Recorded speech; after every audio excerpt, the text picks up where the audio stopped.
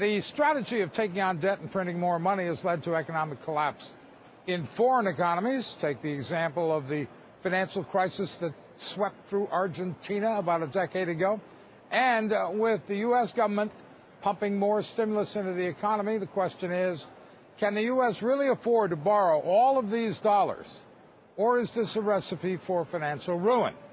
Here to weigh in, Mike Mussa, senior fellow at the Peterson Institute for International Economics. He's written extensively on Argentina's financial situation.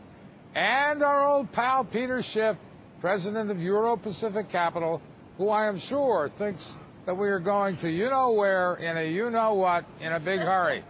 But I'll let him tell us. Peter. Hey, Mark. You think we are on the road to perdition? Well, look, there's no way we can pay this money back. I mean, we're going to default on it. The only question is, what form does that default take? I mean, is America going to be honest? Are we going to admit that we can't pay and restructure this debt? Or are we going to go the route of Argentina? Are we going to pretend we can pay by printing money? You know, but the result is the same for our creditors. They're not going to get their purchasing power back. There's going to be massive inflation, and that's going to have worse consequences than default. And, you know, I don't care what these credit rating agencies say. We're issuing junk bonds. There's no doubt about it. You know, the S&P and Moody's, they had AAA ratings on Fannie Mae preferred. Okay. They had AAA ratings on subprime mortgages, and look what happened. Mike, this is an historic day because for the first time I agree with Peter. So you tell me that we're wrong. You are wrong. It's nonsense. It is? Okay. Yeah. How is it nonsense? Well, the U.S. is not in anywhere near the situation of Argentina, nor are we likely to default on our debt, which is, of course, denominated in our own currency rather than in a foreign currency, which was part of the problem for Argentina. In Argentina, the problem was, however, 8 decades of extraordinary government mismanagement, and we have been nowhere close to that at any time in the past. All right. And as far as the current... Yeah, but remember, printing money to pay back your debt is the same thing as default. Peter, what is the solution well, here? it's not exactly the same thing. But well, it sure is.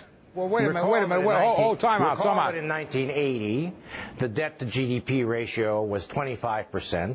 It rose to over 60% during the administration of Ronald Reagan, in which I was pleased to participate. It then fell back down below 30% during the Clinton administration.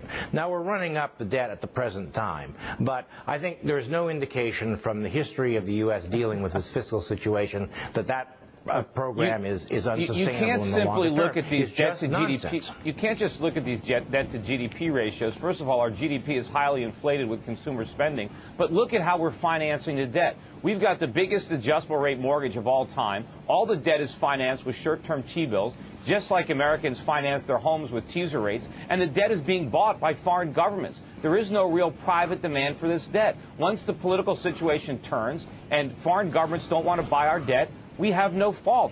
All we can do is, you know, we're just like Bernie Madoff in this situation. We're running a giant Ponzi scheme, and when foreign governments want out, we've got no choice.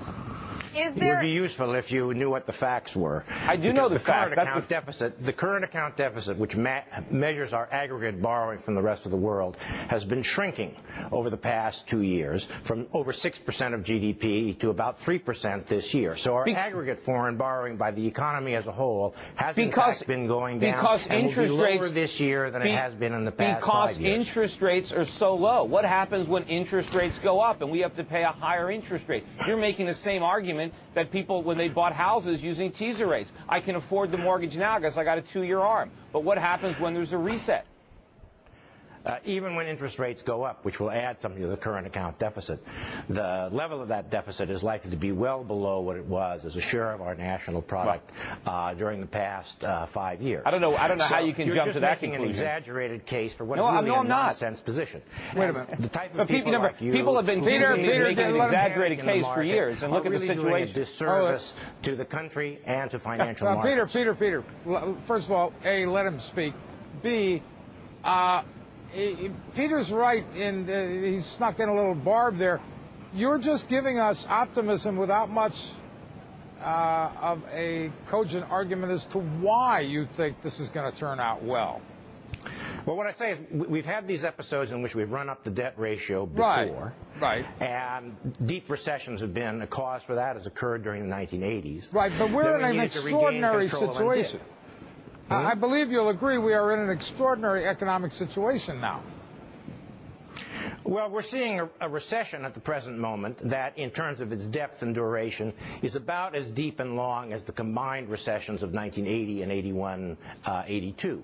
The notion that this is the worst depression since the 1930s is in fact wrong. The 37 recession was much worse. The stand down after the Second World War was much worse. You have to give it time. You're assuming that it's over. We have no idea how long it's going to be. And obviously, what the government is doing now in the name of solving the problem is making it worse. The bailouts and the stimulus are going to worsen this recession. And remember, this recession is a consequence of the stimulus of the past. We have an overdose of government stimulus. That's why we're in so much trouble.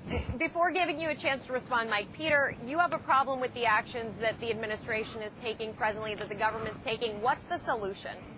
Well, unfortunately, the solution is to let the recession run its course. As painful as that's going to be, we have to let our economy restructure. We've borrowed too much money. We've spent too much money. We have to allow Americans to stop consuming, to stop borrowing. We need to rebuild our savings. We need to invest for productive capacity. We need to allow government to shrink. We need to allow companies that are non-profitable to fail. We need to allow people who made bad decisions to suffer those consequences. We can't keep trying to bail things out. We can't keep trying to reflate a bubble. That's why we're in this mess.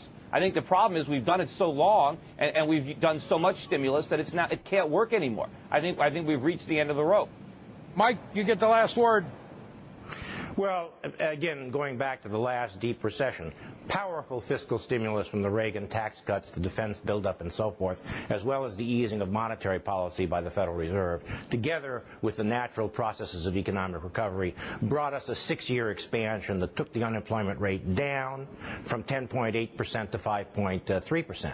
Now, whether we'll do quite that well this time, I think, remains to be seen. But the extreme pessimism about the economic prospects of the economy and about the fiscal situation is overdone at this stage. Okay.